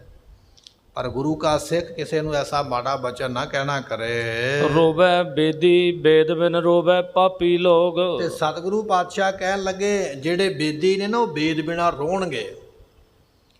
ਬੇਦ ਕੀ ਹੈ? ਗਿਆਨ। ਗਿਆਨੀ ਪੁਰਸ਼ ਗਿਆਨ ਤੋਂ ਬਿਨਾ ਰੋਂਦੇ ਫਿਰਦੇ ਦੁਨੀਆ ਵਾਲੇ ਵੇਖਣਗੇ। ਬੇਦੀ ਇੱਕ ਕੁੱਲ ਹੈ। ਬੇਦੀ ਕੁੱਲ ਵਿੱਚ ਗੁਰੂ ਨਾਨਕ ਦੇਵ ਪਾਤਸ਼ਾਹ ਨੇ ਅਵਤਾਰ ਲਿਆ। 3 ਬੇਦੀਆਂ ਕੀ ਕੁੱਲ ਵਿਖੈ ਪ੍ਰਗਟੇ ਨਾਨਕ ਰਾਏ। ਉਹਨਾਂ ਨੂੰ ਬੇਦੀ ਤਾਂ ਕਿਹਾ ਜਾਂਦਾ ਕਿਉਂਕਿ ਉਹ ਕਾਸ਼ੀ ਦੇ ਵਿੱਚ ਗਏ ਸਨ ਤੇ ਉੱਥੇ ਉਹਨਾਂ ਨੇ ਵੇਦ ਪੜ੍ਹਨੇ ਸਿੱਖੇ ਸਨ। ਵੇਦ ਸਿੱਖ ਕੇ ਤੇ ਫਿਰ ਦੁਨੀਆ ਨੂੰ ਉਹ ਕਥਾ ਸੁਣਾਉਂਦੇ ਸਨ। ਵੇਦਾਂ ਨੂੰ ਪੜ੍ਹਨ ਕਰਕੇ ਉਹਨਾਂ ਦਾ ਨਾਮ ਹੀ ਬੇਦੀ ਪੈ ਗਿਆ। ਉੱਥੋਂ ਬੇਦੀ ਕੋਲੀ ਚੱਲ ਪਈ। ਵੇਦ ਤੋਂ ਭਾਵ ਹੁੰਦਾ ਗਿਆਨ। ਕਹਿਣ ਲੱਗੇ ਵੀ ਧਾਰਮਿਕ ਗ੍ਰੰਥ ਵੀ ਇਹ ਗਿਆਨ ਦੀ ਗੱਲ ਕਰਦਾ ਹੈ। ਧਾਰਮਿਕ ਵਿਅਕਤੀ ਗ੍ਰੰਥਾਂ ਦੇ ਗਿਆਨ ਤੋਂ ਬਿਨਾਂ ਰੋਂਦੇ ਫਿਰਨਗੇ। ਬਾਹਰੋਂ ਲੱਗਣਗੇ ਵੀ ਇਹ ਧਾਰਮਿਕ ਨੇ। ਬਾਹਰੀ ਕਿਰਿਆ, ਸਰੀਰ ਦੇ ਕੱਪੜੇ, ਚਿਹਨ ਜਿੰਨੇ ਵੀ ਹੋਣਗੇ ਬਾਹਰੋਂ ਵਿਖਾਵੇ ਵਾਲੇ ਤੇ ਹੋਣਗੇ ਧਰਮ ਦੇ, ਪਰ ਧਰਮ ਬਾਰੇ ਉਹਨਾਂ ਨੂੰ ਪਤਾ ਕੋਈ ਨਹੀਂ ਹੋਵੇਗਾ। ਧਰਮ ਤੋਂ ਹੋਣਗੇ ਖਾਲੀ, ਗਿਆਨ ਤੋਂ ਖਾਲੀ ਹੋਣਗੇ। ਬਾਹਰੋਂ ਬਣ ਜਾਣਗੇ ਵੀ ਅਸੀਂ ਸੰਤ ਆ, ਸਾਧੂ। ਅੱਜ ਐਸੇ ਤਰ੍ਹਾਂ ਹੀ ਆ ਨਾ, ਕਈ ਤਰ੍ਹਾਂ ਦੇ ਸੰਤ ਮਿਲਦੇ, ਸਾਧੂ ਮਿਲਦੇ, ਉਹਨਾਂ ਨੂੰ ਗੁਰਬਾਣੀ ਬਾਰੇ ਕੋਈ ਪਤਾ ਹੀ ਨਹੀਂ ਹੁੰਦਾ, ਗ੍ਰੰਥ ਬਾਰੇ ਕੋਈ ਪਤਾ ਨਹੀਂ। ਬਾਹਰੋਂ ਧਾਰਮਿਕ ਲਿਬਾਸ ਪਾ ਲਿਆ, ਦੁਨੀਆ ਨੇ ਪੂਜਾ ਸ਼ੁਰੂ ਕਰ ਦਿੱਤੀ ਹੈ। ਕਹਿਣ ਲੱਗੇ ਜਿਹੜੇ ਬੇਦੀ ਹੋਣਗੇ ਨਾ, ਧਾਰਮਿਕ ਆਗੂ, ਉਹ ਵੇਦ ਤੋਂ ਬਿਨਾਂ ਹੀ ਹੋਣਗੇ। ਗਿਆਨ ਤੋਂ ਬਿਨਾਂ ਰੋਂਦੇ ਫਿਰਦੇ ਦੁਨੀਆ ਨੇ ਵੇਖਣੇ ਹਨ। ਮਹਾਰਾਜ ਕਹਿੰਦੇ ਹਨ ਬੇਮੁਖ ਗੁਰ ਫਿਟਕਾਰਿਆ ਰੋਵੈ ਦੀਰਘ ਰੋਗ। ਰੋਵੈ ਪਾਪੀ ਲੋਕ। ਤੇ ਜਿਹੜੇ ਪਾਪੀ ਲੋਕ ਨੇ ਉਹ ਵੀ ਰੋਂਦੇ ਹੋਏ ਦੁਨੀਆ ਵਿੱਚ ਦੇਖੇ ਜਾਣਗੇ, ਕਿਉਂਕਿ ਪਾਪੀ ਨੇ ਤੇ ਭਾਈ ਰੋਣਾ ਹੀ ਹੈ ਨਾ। ਪਾਪ ਕਰੇ ਦੜ ਸਰ ਪਰ ਮੁੱਠੇ, ਅਜਰਾਈਲ ਫੜੇ ਫੜ ਕੁੱਠੇ, ਦੋਜਕ ਪਾਏ ਸਿਰਜਣਹਾਰੇ, ਲੇਖਾ ਮੰਗੈ ਬਾਣੀਆਂ। ਮਹਾਰਾਜ ਦਾ ਬਚਨ ਹੈ। ਜਿਹੜਾ ਪਾਪ ਕਰਦਾ ਉਹਦੇ ਕੋਲ ਰੱਬ ਨੇ ਲੇਖਾ ਤੇ ਲੈਣਾ ਹੀ ਹੈ। ਇੱਥੇ ਵੀ ਪਾਪ ਕਰਕੇ ਹਾਏ ਹਾਏ ਰੋਂਦਾ ਗਿਆ, ਅੱਗੇ ਜਾ ਕੇ ਵੀ ਰੋਣਾ ਹੈ। ਪਾਪੀ ਬੰਦਾ ਇੱਥੇ ਵੀ ਰੋਂਦਾ ਹੈ, ਕਦੇ ਸੁਖੀ ਨਹੀਂ ਹੈ। ਤੇ ਪਾਪੀ ਬੰਦਾ ਅੱਗੇ ਵੀ ਰੋਂਦਾ ਹੈ। ਜਿਵੇਂ ਇੱਕ ਚੋਰ ਆਪਣੇ ਬੱਚੇ ਨੂੰ ਲੈ ਕੇ ਤੁਰਿਆ ਜਾਂਦਾ, ਕਿਉਂਕਿ ਚੋਰ ਕਹਿੰਦਾ ਵੀ ਮੈਂ ਪੁੱਤਰ ਨੂੰ ਵੀ ਚੋਰ ਬਣਾਉਣਾ ਹੈ, ਮੈਂ ਇਹਨੂੰ ਦਾ ਪੇਚ ਸਾਰੇ ਸਿਖਾਉਣੇ ਵੀ ਚੋਰੀ ਕਿਵੇਂ ਕਰੀਦੀ ਹੈ। ਹੁਣ ਪਾਪੀ ਬੰਦਾ ਤੁਰਿਆ ਜਾਂਦਾ, ਚੋਰ ਤੁਰਿਆ ਜਾਂਦਾ ਪੁੱਤਰ ਨੂੰ ਲੈ ਕੇ। ਰਸਤੇ ਵਿੱਚ ਘਰ ਵਿੱਚ ਦੀਵਾ ਜਗਦਾ ਪਿਆ। ਕਹਿਣ ਲੱਗਾ ਪੁੱਤਰ ਵੀ ਉਹ ਘਰ ਨੂੰ ਮੈਂ 20 ਵਾਰੀ ਲੁੱਟਿਆ ਹੈ, ਚੋਰੀ ਕੀਤੀ 20 ਵਾਰੀ। ਹੁਣ ਬਾਪ ਤੇ ਆਪਣੀ ਬਹਾਦਰੀ ਦੱਸਣ ਲੱਗਾ ਤੇ ਪੁੱਤਰ ਦੇ ਹੱਥ ਵਿੱਚ ਰੱਸਾ ਫੜਿਆ ਸੀ, ਇੱਕ ਡੰਡਾ ਫੜਿਆ ਸੀ ਵੀ ਕਿਸੇ ਦੀ ਕੰਧ ਤੇ ਕਿਵੇਂ ਚੜ੍ਹਨਾ ਹੈ।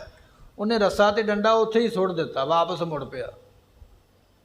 ਤੇ ਪਿਤਾ ਨੇ ਪੁੱਛਿਆ ਪੁੱਤਰ ਕਿੱਧਰ ਚੱਲਿਆ? ਕਹਿਣ ਲੱਗਾ ਬਾਪੂ ਤੂੰ 20 ਵਾਰੀ ਉਹ ਘਰ ਲੁੱਟਿਆ, ਉਹਨਾਂ ਦੇ ਘਰੇ ਅੱਜ ਵੀ ਦੀਵਾ ਜਗਦਾ ਪਿਆ, ਆਪਣੇ ਘਰੇ ਦੇ ਤੱਕ ਨਹੀਂ ਜਗਿਆ। ਫਿਰ ਉਹ ਕੰਮ ਹੀ ਕਿਉਂ ਕਰਨਾ? ਜਿਨ੍ਹਾਂ ਨੂੰ ਆਪਾਂ ਲੁੱਟ ਕੇ ਲਿਆਂਦਾ ਉਹ ਤੇ ਫਿਰ ਵੀ ਰੋਟੀ ਖਾ ਰਹੇ ਨੇ। ਆਪਾਂ ਲੁੱਟ ਕੇ ਲਿਆਏ, ਆਪਣੇ ਘਰ ਰੋਟੀ ਅਜੇ ਤੱਕ ਨਹੀਂ ਮਿਲੀ ਹੈ, ਤੇ ਫਿਰ ਇਹ ਕੰਮ ਮਾੜਾ ਹੀ ਹੈ ਨਾ, ਚੰਗਾ ਤੇ ਨਾ ਹੋਇਆ। ਪਾਪੀ ਬੰਦਾ ਇੱਥੇ ਵੀ ਸਾਰੀ ਉਮਰ ਰੋਂਦਾ ਹੀ ਰਹਿੰਦਾ, ਦੁਖੀ ਰਹਿੰਦਾ, ਦੂਜਿਆਂ ਵੱਲ ਵੇਖ ਕੇ। ਤੇ ਜਦੋਂ ਮਰ ਕੇ ਪਰਲੋਕ ਵਿੱਚ ਜਾਂਦਾ ਉੱਥੇ ਵੀ ਦੁਖੀ ਹੁੰਦਾ ਹੈ। ਮਹਾਰਾਜ ਕਹਿਣ ਲੱਗੇ ਰੋਵੈ ਪਾਪੀ ਲੋਕ। ਪਾਪੀ ਲੋਕ ਦੋਨਾਂ ਥਾਵਾਂ ਤੇ ਰੋਂਦੇ ਰਹਿੰਦੇ ਹਨ।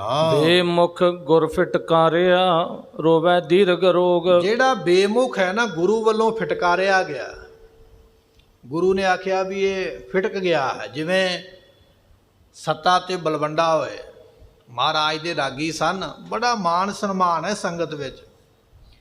ਇੱਕ ਵੇਲੇ ਇਹਨਾਂ ਨੇ ਗੁਰੂ ਅਰਜਨ ਦੇਵ ਮਹਾਰਾਜ ਨੂੰ ਮਾੜੇ ਬਚਨ ਬੋਲੇ, ਸਤਿਗੁਰੂ ਕਹਿੰਦੇ ਫਿਟਕਾਰੇ ਗਏ, ਤੇ ਗੁਰਮੁਖੋ ਵਾਕਿਆ ਹੀ ਫਟਕਾਰੇ ਗਏ। ਉਹਨਾਂ ਨੂੰ ਕਿਸੇ ਮੂੰਹ ਨਹੀਂ ਲਾਇਆ, ਕਿਸੇ ਨੇ ਕੋੜ ਹੋ ਗਿਆ ਸਰੀਰ ਦੇ ਉੱਪਰ, ਸਰੀਰ ਗਲਣਾ ਸ਼ੁਰੂ ਹੋ ਗਿਆ, ਸਰੀਰ ਦੇ ਵਿੱਚੋਂ ਰੇਸ਼ਾ ਵਗਦਾ, ਖੂਨ ਵਗਦਾ, ਪਾਕ ਵਗਦੀ ਹੈ, ਗੰਦੇ ਹੋ ਗਏ, ਕੋਲ ਕੋਈ ਜਾਣਾ ਪਸੰਦ ਨਹੀਂ ਕਰਦਾ। ਭਾਈ ਲੱਦਾ ਜੀ ਨੇ ਜਦੋਂ ਬਖਸ਼ਾਏ ਨਾ, ਮਹਾਰਾਜ ਮਾਫ ਕਰ ਦਿਓ, ਸਤਿਗੁਰੂ ਕਹਿੰਦੇ ਚੱਲ ਤੂੰ ਵਿਚੋਲਾ ਬਣ ਗਿਆ, ਕਰ ਦਿੰਦੇ ਮਾਫ ਕਰਤਾ। ਮਹਾਰਾਜ ਇਹਨਾਂ ਨੂੰ ਬਿਮਾਰੀ ਲੱਗ ਗਈ ਹੈ, ਤੁਸੀਂ ਆਖਿਆ ਫਿਟਕ ਗਏ ਨੇ, ਹੁਣ ਬਿਮਾਰੀ ਵੀ ਦੂਰ ਕਰੋ। ਗੁਰੂ ਅਰਜਨ ਦੇਵ ਮਹਾਰਾਜ ਕਹਿਣ ਲੱਗੇ, ਜਿਹੜੀ ਜ਼ੁਬਾਨ ਨਾਲ ਵੱਡਿਆਂ ਗੁਰਾਂ ਦੀ ਨਿੰਦਿਆ ਕੀਤੀ ਹੈ, ਉਸੇ ਜ਼ੁਬਾਨ ਦੇ ਨਾਲ ਹੁਣ ਵੱਡਿਆਂ ਦੀ ਸਿਫਤ ਕਰੋ, ਰੋਗ ਠੀਕ ਹੋਵੇਗਾ। ਬਚਨ ਸੁਣਿਆ, ਚਰਨ ਫੜ ਲੈ। ਮਹਾਰਾਜ ਸਿਫਤ ਅਸੀਂ ਕਿਵੇਂ ਕਰ ਸਕਦੇ ਹਾਂ? ਸਾਡੇ ਕੋਲੋਂ ਥੋੜ੍ਹੀ ਸਿਫਤ ਹੋ ਸਕਦੀ ਹੈ, ਬਾਣੀ ਤੇ ਤੁਸੀਂ ਉਚਾਰ ਸਕਦੇ ਹੋ, ਅਸੀਂ ਕੌਣ ਹੁੰਦੇ ਹਾਂ? ਸਤਿਗੁਰਾਂ ਨੇ ਪਿੱਠ ਤੇ ਹੱਥ ਰੱਖ ਕੇ ਆਖਿਆ, ਕਹਿਣ ਲੱਗੇ ਤੁਹਾਨੂੰ ਇਹ ਵੀ ਗੁਰੂ ਨਾਨਕ ਦੇਵ ਮਹਾਰਾਜ ਸਮੱਤ ਦੇ ਦੇਣਗੇ, ਤੁਸੀਂ ਬਾਣੀ ਵੀ ਉਚਾਰ ਲਵੋਗੇ। ਫਿਰ ਉਹਨਾਂ ਦੋਨਾਂ ਭਰਾਵਾਂ ਨੇ ਬਾਣੀ ਉਚਾਰੀ। ਗੁਰੂ ਗ੍ਰੰਥ ਸਾਹਿਬ ਵਿੱਚ ਲਿਖੀ ਗਈ ਹੈ, ਸੱਤੇ ਬਲਵੰਡੇ ਦੀ ਵਾਰ, ਇਹਨਾਂ ਦੋਹਾਂ ਸਿੱਖਾਂ ਨੇ ਉਚਾਰੀ, ਰਾਗੀ ਸਨ। ਜਿਵੇਂ ਜਿਵੇਂ ਬਾਣੀ ਉਚਾਰਦੇ ਗਏ, ਉਵੇਂ ਉਵੇਂ ਕੋੜ ਦਾ ਰੋਗ ਠੀਕ ਹੁੰਦਾ ਗਿਆ, ਨਵੇਂ ਨਰੋਏ ਹੋ ਗਏ। ਜਿਹੜਾ ਗੁਰੂ ਵੱਲੋਂ ਫਿਟਕਾਰਿਆ ਜਾਂਦਾ, ਇਹਨਾਂ ਦੀ ਉਦਾਹਰਨ ਤਾਂ ਲਈਏ ਫਿਟਕਾਰੇ ਗਏ, ਜਿਹੜਾ ਗੁਰੂ ਵੱਲੋਂ ਫਿਟਕਾਰਿਆ ਜਾਂਦਾ ਉਹ ਬੇਮੁਖ ਹੈ, ਉਹ ਸਾਰੀ ਉਮਰ ਇੱਥੇ ਵੀ ਰੋਂਦਾ ਰਹੇਗਾ, ਤੇ ਪਰਲੋਕ ਦੇ ਵਿੱਚ ਵੀ ਤੇ ਫਿਰ ਰੋਂਦਿਆਂ ਹੀ ਜਾਣਾ ਹੈ। ਜਿਹੜਾ ਗੁਰੂ ਵੱਲੋਂ ਫਿਟਕਾਰਿਆ ਗਿਆ, ਉਹ ਲੋਕ ਪਰਲੋਕ ਵਿੱਚ ਰੋਂਦਾ ਹੈ, ਦੁਖੀ ਹੁੰਦਾ ਹੈ। ਦਸਵੇਂ ਪਾਤਸ਼ਾਹ ਮਹਾਰਾਜ ਜੀ ਹੋਰ ਕਿਹੜੇ ਕਿਹੜੇ ਬਚਨ ਕਰਨਗੇ, ਇਹਦੇ ਵਿੱਚ ਜੋ ਆਪਾਂ ਮੁਕਤੀਨਾਮਾ ਸਰਵਣ ਕਰਦੇ ਹਾਂ, ਕੱਲ੍ਹ ਦੇ ਦੀਵਾਨ ਵਿੱਚ ਸਰਵਣ ਫਿਰ ਕਰਾਂਗੇ। ਹੋਰ ਕਿਹੜੇ ਬਚਨ ਮਹਾਰਾਜ ਨੇ ਬਖਸ਼ੇ ਨੇ, ਭੁੱਲਾਂ ਦੀ ਮੁਆਫੀ। ਬਚਨ ਗੁਰੂ ਕਾ ਦਿਓ ਸੱਜਣ ਅਸੀਸੜੀਆਂ, ਜਿਉ ਹੋਵੈ ਸਾਹਿਬ ਸਿਉ ਮੇਲ। ਵਾਹਿਗੁਰੂ ਜੀ ਕਾ ਖਾਲਸਾ, ਵਾਹਿਗੁਰੂ। ਸਤਨਾਮ ਸ੍ਰੀ ਵਾਹਿਗੁਰੂ ਸਾਹਿਬ ਜੀਓ। ਦੀਨ ਦਰਦ ਦੁਖ ਭੰਜਨਾ,